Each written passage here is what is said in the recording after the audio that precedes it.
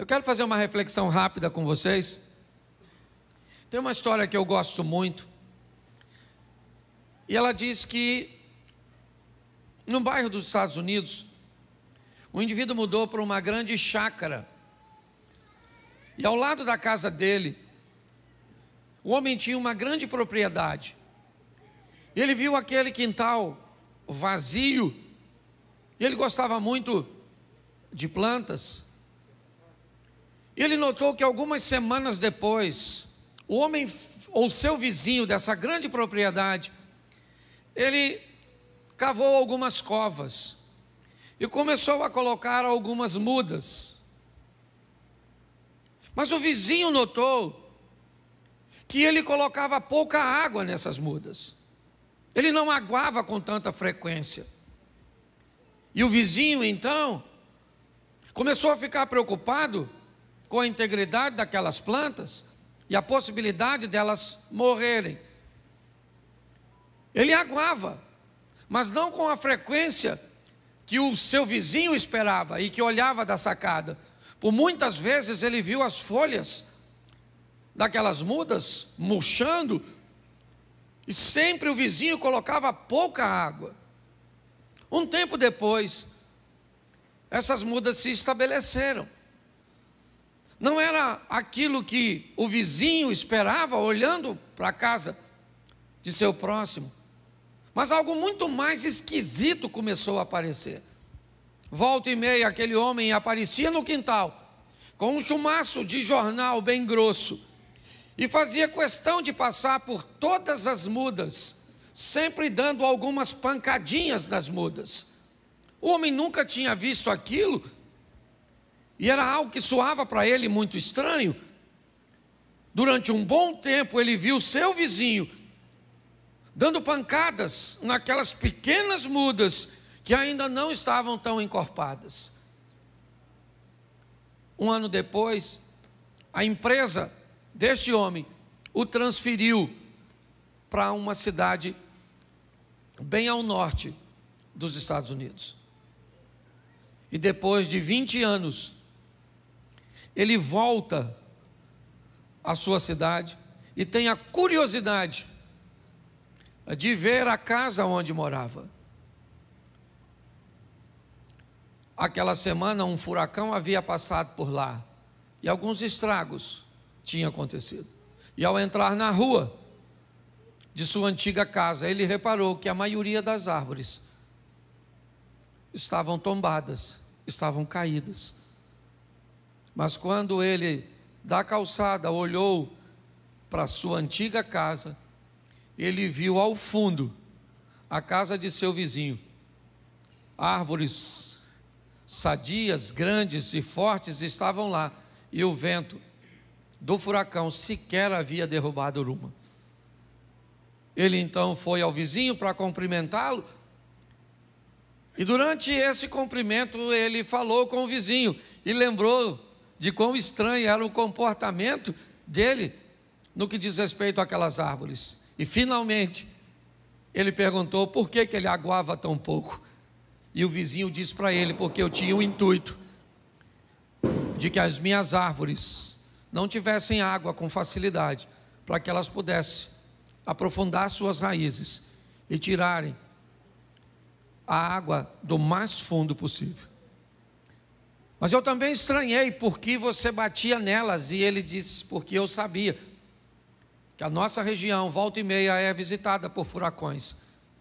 E desde cedo eu ensinei as minhas árvores a lidar com as intempéries, com as dificuldades. E por isso nenhuma delas caíram. Hoje, mais uma vez, eu quero fazer com a igreja, e acho muito propício, uma reflexão sobre uma palavra que Deus me deu há mais de 10 anos atrás, cujo tema é aprendendo com as tempestades. Todas as vezes que as tempestades se levantam, elas não têm a autorização e nem o poder suficiente para destruir a nossa vida. Tempestades que vêm na direção daqueles que servem a Deus, elas seguem junto com o cumprimento da palavra de Deus, que todas as coisas cooperam para o bem daqueles que amam a Deus. Todas as vezes que você se depara com uma adversidade, normalmente ela tende a retirar de ti algo que você sequer imaginaria que tinha. Forças que você jamais imaginou que foi capaz de acessar. Davi jamais imaginou que seria capaz de vencer um oponente tão grande até o aparecimento de Golias. Quem é Golias? Golias é um homem grande, externo, que revela um homem grande, interno, no menino. Golias é alguém que faz Davi se lembrar de leão, de ursos, de batalhas passadas, de adversidades anteriores que não venceram. Nós precisamos entender que quando as tempestades vierem, onde quer que seja, em qualquer área de nossa vida, elas têm um único propósito: revelar em nós forças, capacitações que nós nem imaginávamos que tínhamos. Já ouvi de muita gente dizer: eu jamais imaginei, pastor, que eu conseguiria vencer nesse ambiente. Eu jamais imaginei que eu teria habilidade para resolver isso. Pastor, eu tenho certeza de que se eu tivesse sozinho, eu teria perdido. Mas eu não perdi porque Deus foi comigo.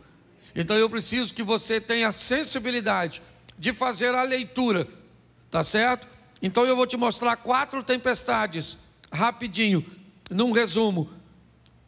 Abra a sua Bíblia, coloca aí na tela que fica mais fácil, rapidinho, mas se você gosta de anotar, vai aí. Jonas, capítulo de número 1. Deixa eu ler o texto inteiro para ficar mais claro para a maioria. Jonas 1.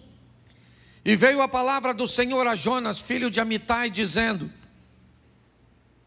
Vamos lá? Vamos ver o que ele está dizendo. Levanta-te, vai à grande cidade de Nínive e clama contra ela, porque a sua malícia subiu até mim. E Jonas se levantou para fugir diante da face do Senhor para Tarsis, e descendo a Jope, achou um navio que ia para Tarsis. Pagou, pois, a sua passagem. Repita comigo: pagou, pois, a sua passagem. Isso. E desceu para dentro do navio para ir com eles para Tarsis diante da face do Senhor. Verso 4. Mas o Senhor mandou ao mar um grande vento, e fez-se no mar uma grande, e o navio estava para... Verso 5. Então temeram os marinheiros e clamavam cada um ao seu Deus e lançavam ao mar as fazendas que estavam no navio para o aliviarem do peso.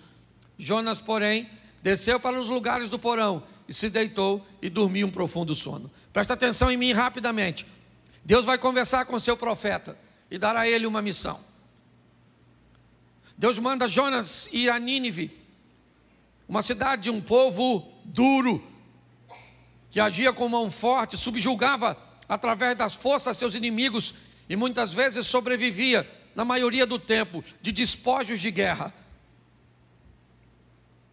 Deus diz a esse profeta: vai a Nínive e clama contra ela. Porém Jonas não gostou da ideia de Deus. Não era agradável para ele frequentar aquele lugar.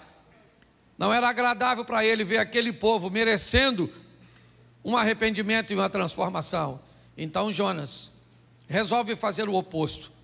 Ao invés de ir um pouco mais ao oriente para Nínive, ele prefere descer a Jope, certo? E no porto de Jope pegar um navio para ir para Tarsis, para a Espanha, para o lado contrário, no Mediterrâneo. Ali então Jonas vai comprar uma passagem, vai entrar numa embarcação para desobedecer a Deus. O texto diz que enquanto ele está naquele navio, uma tempestade se levanta. E o que essa tempestade veio fazer? Essa tempestade tem uma missão. Ela quer conversar com alguém. E com quem? Com quem será que essa tempestade quer conversar? Com o mestre do navio, o capitão do navio. A tempestade quer saber por que ele vendeu o ingresso do seu navio para um desobediente. A tempestade quer saber por que é que ele deixou aquele cara entrar na sua vida, no seu ministério, na sua família, nos seus negócios. Porque tem tempestade que vem na minha e na sua direção com uma única função: denúncia. Dizer para mim e para você que esse tipo de gente, esse tipo de comportamento, esse tipo de negócios, esse tipo de alianças não podem fazer parte de nossa história. Essa é a mensagem que a tempestade vem. Ela começa a chacoalhar o navio. Todo mundo tem medo. E quem é que está trazendo aquela tempestade? Um desobediente? Se tem uma coisa que precisamos ter o máximo de sensibilidade para identificar, é quando Deus está tratando alguém. Quando alguém estiver sofrendo, por favor, antes de se meter no sofrimento dos outros, descubra que tem alguém que ama mais essa pessoa do que você. E esse alguém é Deus. Antes de ajudar alguém, pergunte a Deus se é para você fazê-lo. Porque quando você se mete na vida de alguém que Deus quer tratar defendendo a pessoa, você vira o capitão do navio. O cara quer me desobedecer? Quer, vou entrar no capitão. Deus falou, vou afundar. O capitão desobedeceu a Deus, sim ou não? Sim ou não? Não, ele nem profeta é, nem sabe de nada.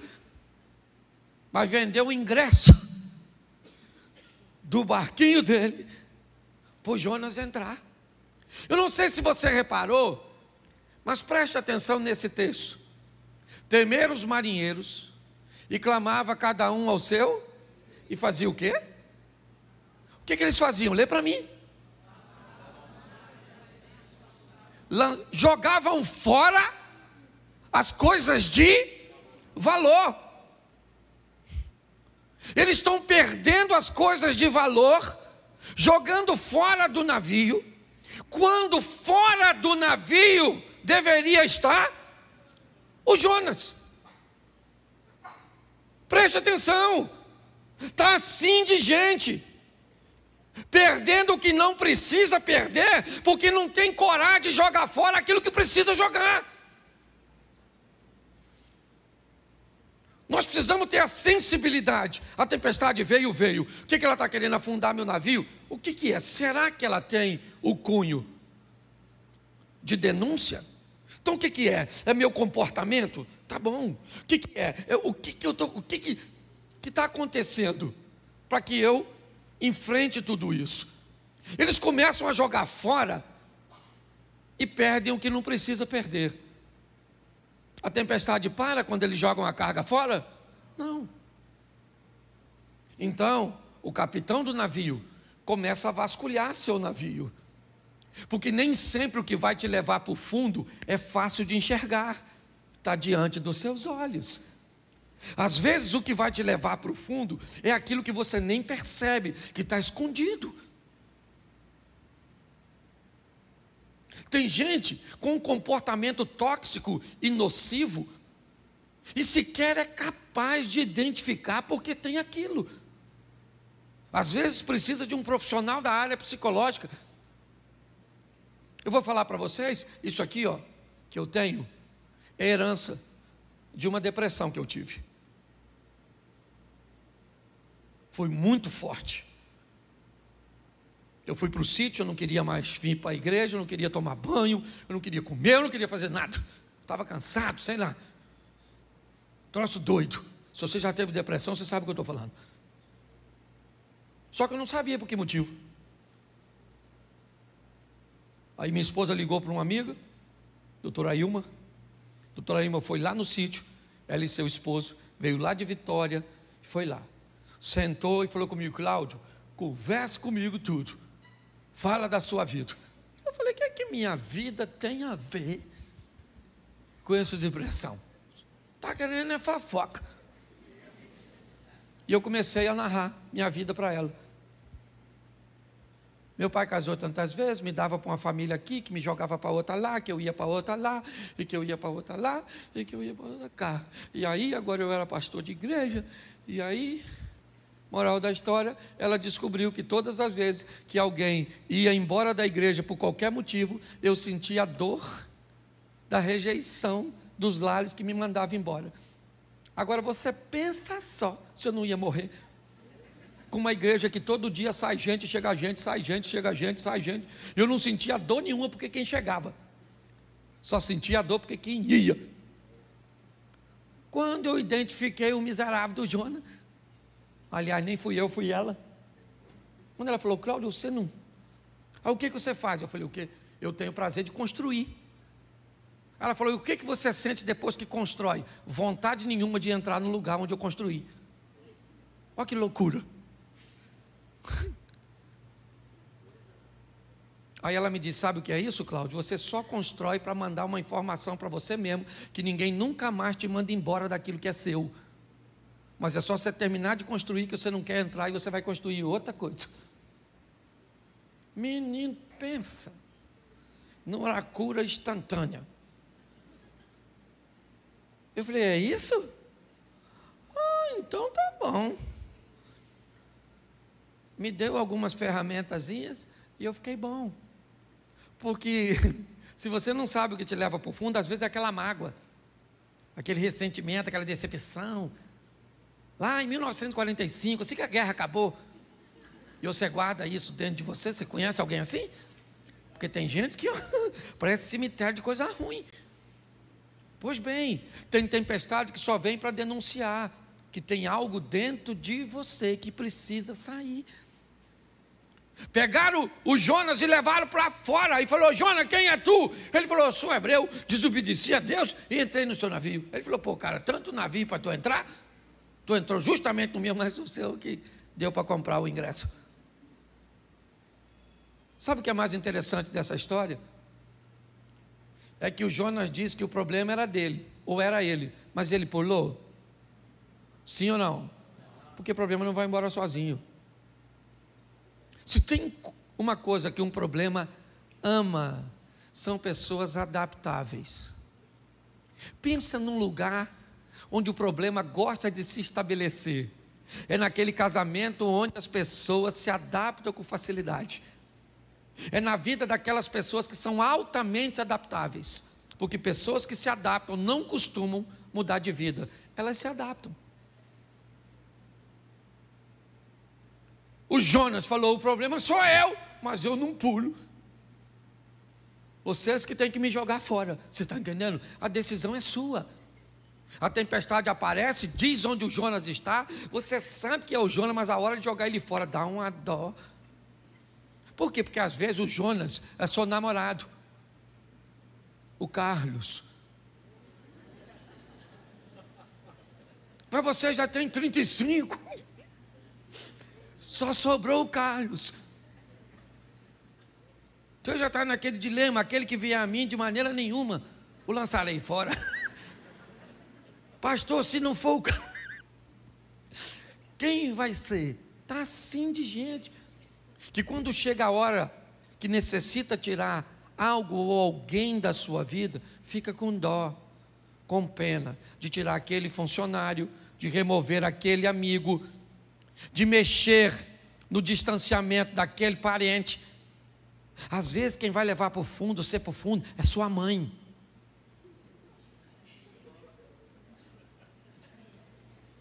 Tem uma mãe que é âncora.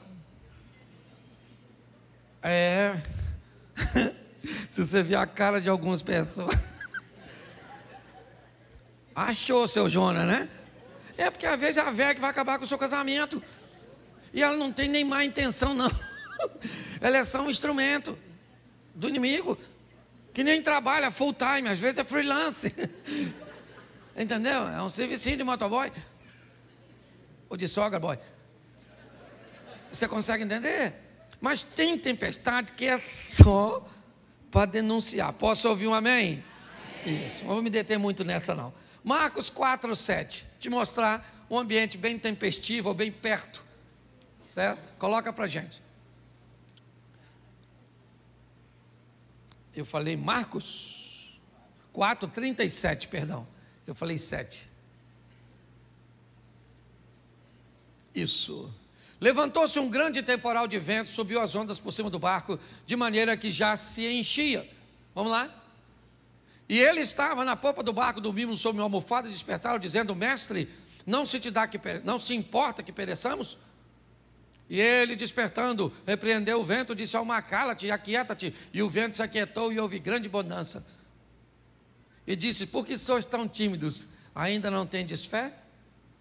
E sentiram um grande temor e diziam uns aos outros: mas quem é este que até o vento e o mar lhe obedecem? Olha para mim aqui que eu quero falar com você. Outra tempestade. Ao contrário da primeira, essa não vem denunciar nada. Porque nem todas as tempestades trazem consigo a mesma missão. O que essa tempestade quer? Vamos lá. Jesus diz aos seus discípulos: vamos para o outro lado. Vamos para o outro? Isso. Assim que Jesus diz isso, ele entra no barco e vai dormir. Mas antes de dormir, ele disse o quê? Passemos para o outro. E ele foi. Mas ele disse o quê? Enquanto você não falar, eu não paro. Ele disse o quê? E ele foi? E o que ele fez nessa ocasião?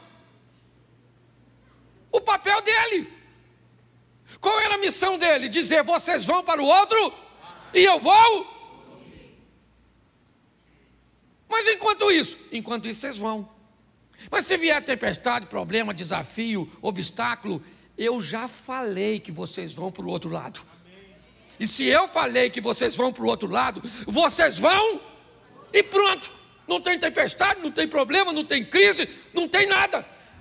Porque eu falei. Então tem tempestade que ela só vem para mostrar para você que Deus está no controle de tudo. Não é denúncia, não tem nada de errado. Porque tem gente também que não pode ver uma tempestade que já acha que é pecado. Ah, está num vento. Oh meu Deus, o que eu estou fazendo de errado?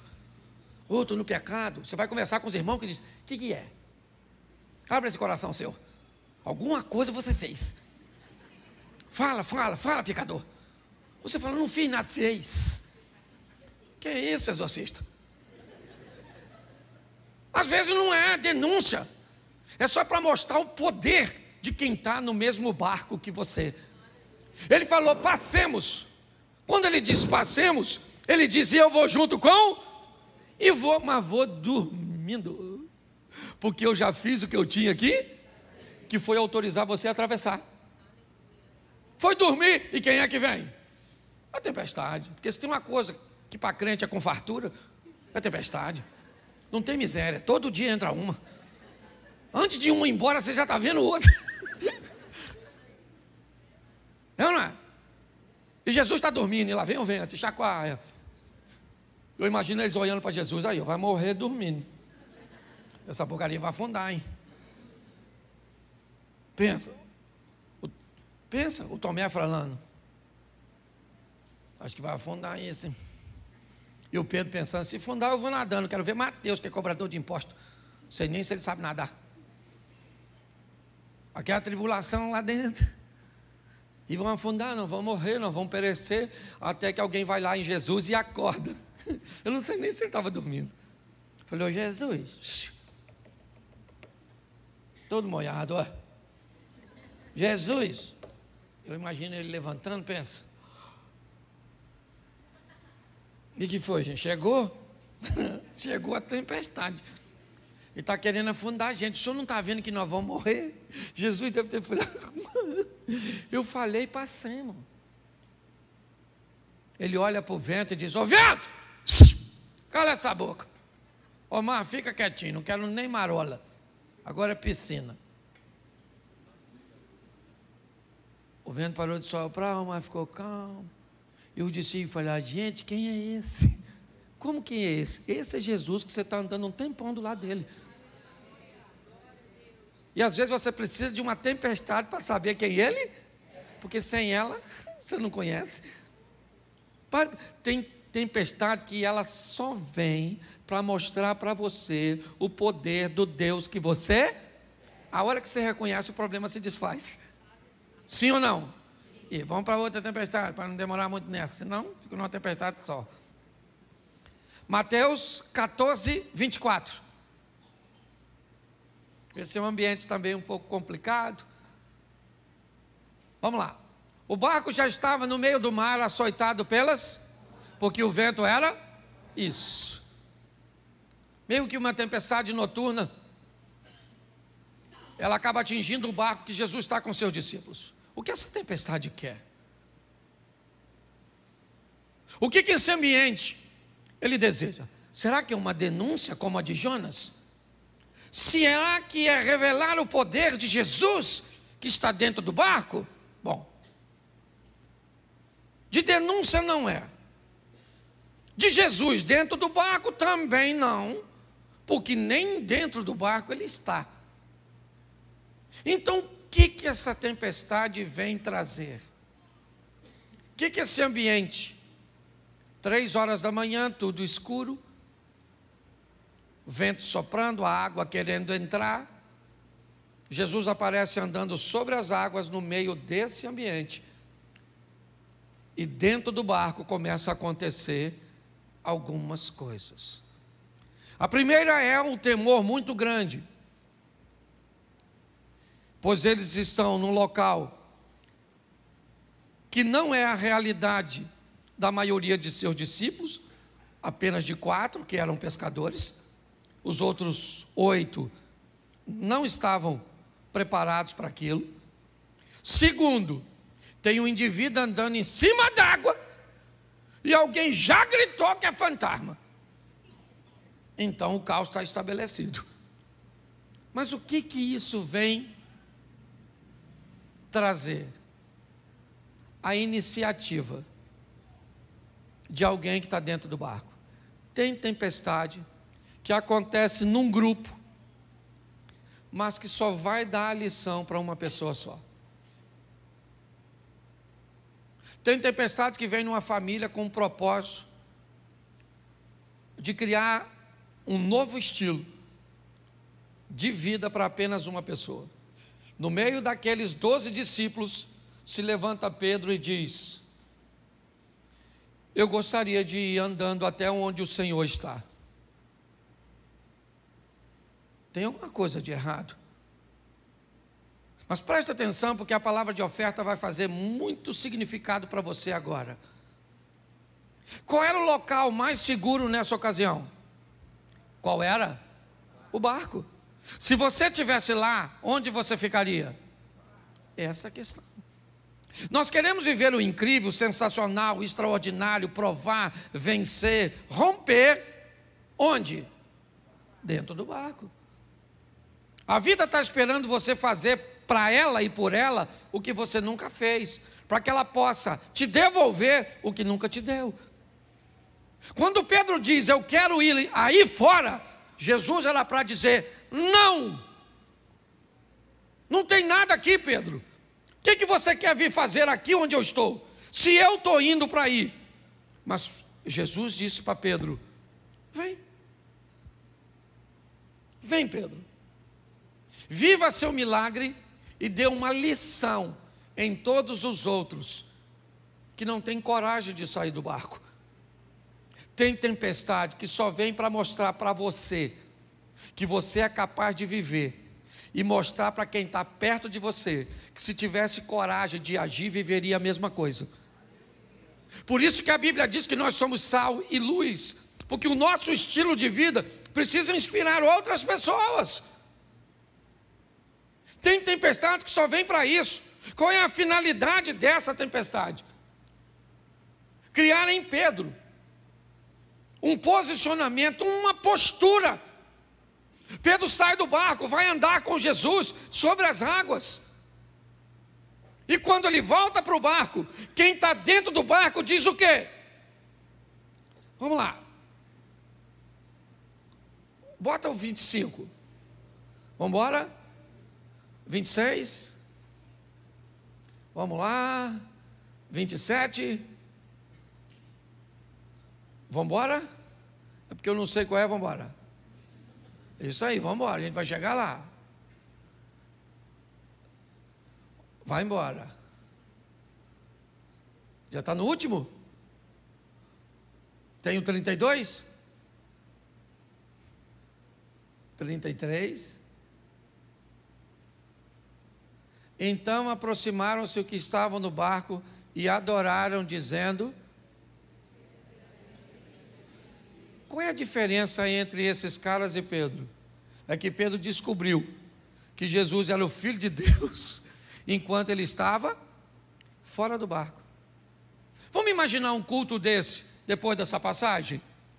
Vamos supor agora que eu chamasse os discípulos de Jesus, subam aqui os 12, e todos viriam aqui em cima, e eu desse o microfone para eles, e eles dissessem para todos vocês como testemunho: gente, esta semana nós vimos 2 homens andando sobre...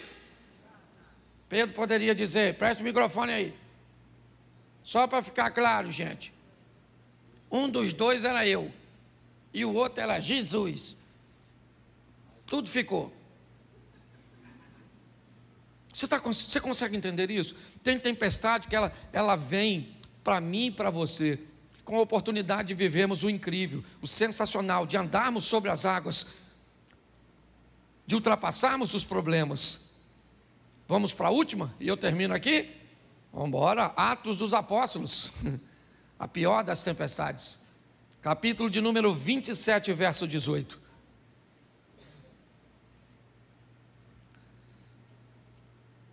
Andando nós agitados por uma veemente tempestade, no dia seguinte, aliviaram o navio, note, jogaram a carga fora.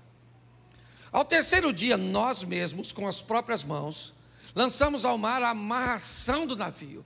Presta atenção, eles começam a tirar toda a resistência ao vento, ok? E não aparecendo, havia já muitos dias, nem sol nem estrelas, e caindo sobre nós uma não pequena tempestade, fugiu-nos toda a esperança de nos salvarmos.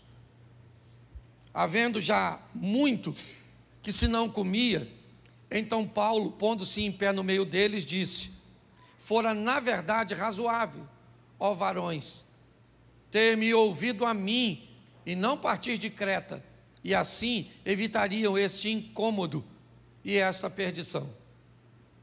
Mas agora vos admoesto que tenhais bom ânimo, porque não se perderá uma vida de nenhum de nós, mas somente nenhuma vida se perde, mas se perde preste atenção que todas as outras tempestades o barco chegou, essa não. Essas pessoas não morrem, mas o barco, ele se despedaça. Vamos lá? Porque esta mesma noite, o anjo de Deus, de quem sou e a quem sirvo, esteve comigo, dizendo: Paulo, não temas, importa que sejas apresentado a César, e eis que Deus te deu todos quantos navegam contigo. Portanto, ó varões, tende bom ânimo, porque creio em Deus, que há de acontecer assim como a mim me foi dito. É, contudo, necessário irmos dar numa ilha. Vamos lá, pode colocar. Isso. E quando chegou a 14ª noite, sendo impedidos ou impelidos de uma e outra banda do mar Adriático, lá pela meia-noite, suspeitaram os marinheiros que estavam próximos a alguma terra, e lançando o prumo, acharam 20 braças. Passando um pouco mais adiante, tornando a lançar o prumo, acharam 15 braças. Estão fazendo a leitura que está ficando mais raso, está chegando próximo à margem, certo? E temendo ir dar em alguns rochedos, lançaram da popa 4 âncoras, desejando que viesse o dia. Procurando, porém, os marinheiros fugir do navio, e tendo já deitado o batel ao mar, como que querendo lançar as âncoras pela proa, disse Paulo ao centurião e aos soldados: se estes não ficarem no navio, não poderei salvá-los. Então os soldados cortaram os cabos e o batel e o deixaram cair. enquanto o dia vinha, Paulo exortava a todos que comessem alguma coisa, dizendo: é já hoje o 14º, preste atenção, 14 dias de tempestade, certo? Que esperais e permaneceis sem comer, não havendo provado nada. Vamos embora. Portanto, exorto-vos que comais alguma coisa, pois é para a vossa saúde, porque nenhum cabelo cairá da cabeça de qualquer de vós. E havendo dito isso, tomando o pão, deu graças a Deus na presença de todos, e partindo começou a comer. E, tendo já todos bom ânimo, puseram-se também a comer. A tempestade vai rolando. Pode ir embora, meu irmão. Eu vou terminar com a leitura. Bota o 38. Isso. Refeitos com a comida, aliviaram o navio, lançando o trigo ao mar. E sendo já dia, não reconheceram a terra, certo? Enxergaram, porém, uma enseada que tinha uma praia, e consultaram sobre o que deveriam encalhar nela o navio. Levantando as âncoras, deixaram ir ao mar, largando também as amarras do leme, e alçando a vela maior ao vento, dirigiam-se para a praia. Dando, porém, num lugar de 2 mares, eles encalharam ali o navio, e fixa a proa ficou imóvel, mas a popa abria-se com a força das ondas. Então, a ideia dos soldados foi que matassem todos os presos, para que nenhum fugisse, escapando a nado. Vamos embora. Mas o centurião, querendo salvar a Paulo, lhes estorvou, dizendo, estorvou esse intento, e mandou que os que pudessem nadar se lançassem primeiro ao mar, e que se salvassem em terra. E os demais em tábuas, e outros em coisas do navio. Assim aconteceu, que todos chegaram à terra a salvo. Preste atenção em mim. Eu não sei quanto tempo você enfrenta a sua tempestade, mas eu tenho uma notícia ruim para te dar e uma boa. Primeiro, não dá para escapar ileso de todas as tempestades. Eu não sou nenhum tolo, e já vi tempestades acabar com o casamento. O homem consegue sobreviver ao divórcio, a mulher também, e refazer sua vida, mas aquele casamento destruiu. Eu já vi doenças serem capazes de matar o corpo, mas não ter força o suficiente para matar a alma. Eu já vi negligência de pais que fez com que seus filhos afundassem em drogas, em comportamentos incorretos. Mas eu não sei se você reparou o que Paulo disse a esses indivíduos no meio da tempestade. Eu avisei a vocês que não era para ter saído. Eu falei com vocês que essa viagem não ia terminar bem. Eu avisei. Me parece que o que Deus está dizendo é o seguinte: eu estou sempre buscando uma maneira de alertar vocês. Mas está aí, beleza, nenhum, todos, tábuas, coisas do navio, tudo aquilo que flutuava, se tornou um ambiente onde eles pudessem se apegar. É verdade, mas o navio afundou. O navio não chegou. Infelizmente, tem tempestades, irmãos, que vai afundar seu casamento. E sabe por que vai? Porque você não escutou as orientações. Vai falir sua empresa. Vai matar seu corpo. Vai. Porque você recebeu avisos que era para cuidar da sua saúde, que era para você fazer seus exames, que era para você tomar seu remédio, que era para você mudar a sua postura com a sua esposa, era para você mudar a sua postura com seus filhos. Mas infelizmente a mensagem não foi ouvida, e o que aconteceu? O navio afundou.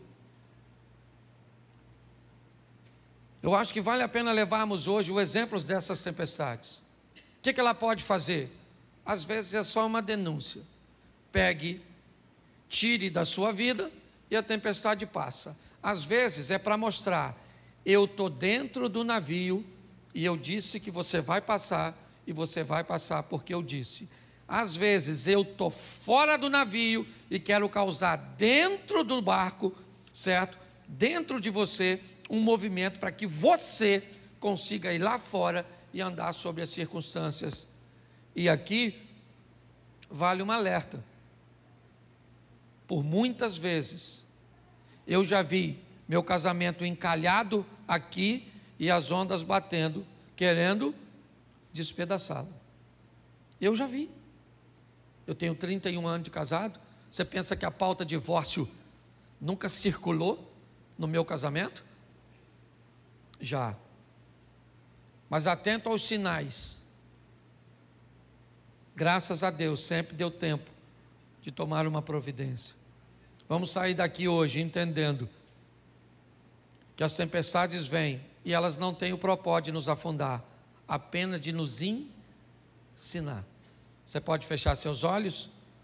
Pai, em nome de Jesus, não é a primeira tempestade que enfrentamos, não é a última que iremos enfrentar. Sabemos que cada uma delas traz consigo uma mensagem. Sabemos que quanto mais rápido formos capazes de identificar a mensagem, mais rápido ela vai passar. Que nenhuma dessas tempestades cheguem ao limite de afundar a nossa embarcação. Continue conosco, Senhor, pois a tua misericórdia fez com que em todas essas tempestades, seja a de Jonas, seja a de Marcos capítulo 4, a de Mateus capítulo 14, ou a de Atos dos Apóstolos. Por isso, continua conosco, Senhor, nos dando forças para vencermos as nossas tempestades, ou as tempestades que vêm sobre nossa vida. Continue conosco, Senhor, que vem aí a próxima tempestade, e que mais uma vez nós consigamos vencê-la e aprender com ela. Leva-nos aos nossos lares, guardado por tuas mãos poderosas, para vivermos a melhor semana de nossas vidas. Que seja uma semana de boas notícias, que seja uma semana de bons negócios, que seja uma semana de vitória. Te damos graças por tudo, em o nome de Jesus. Você pode dizer amém? Amém. Que Deus te abençoe.